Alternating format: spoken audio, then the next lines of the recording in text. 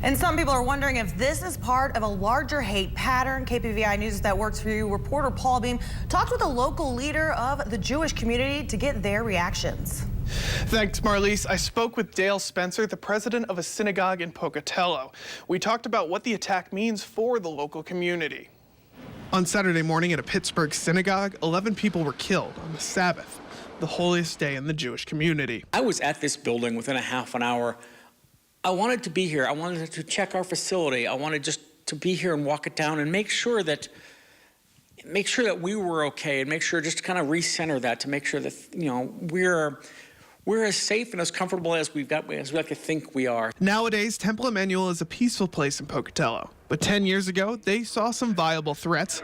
And 10 years before that, it was a time of intense nationalism. We had some threats then as well. And we actually have a small hole in one of our windows where we believe we were shot at, but we don't know that for a fact. So it has occurred here, but it's been many years. Since the attack on Saturday, community members from all around Pocatello have reached out and asked how they could help in the wake of the disaster. And in a time when many blame the Trump administration for hate and anti-Semitism being on the rise, the Jewish community in Pocatello is more connected despite who's in the White House. And it's often easy to talk about, to blame an administration or to blame this administration or the previous one to whatever your perspective is. What are you doing locally? It's been said that all politics are local. What do we do locally?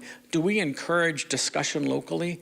Do we listen to each other, even those we disagree with? It shows that tragedy can pull a community together, despite being halfway across the country. Pittsburgh is 1,000 miles away or 2,000 miles away, but we stand with them.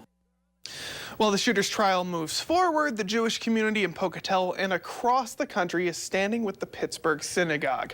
Reporting live in the newsroom, I'm Paul Beam. Matt, Marlise, back to you.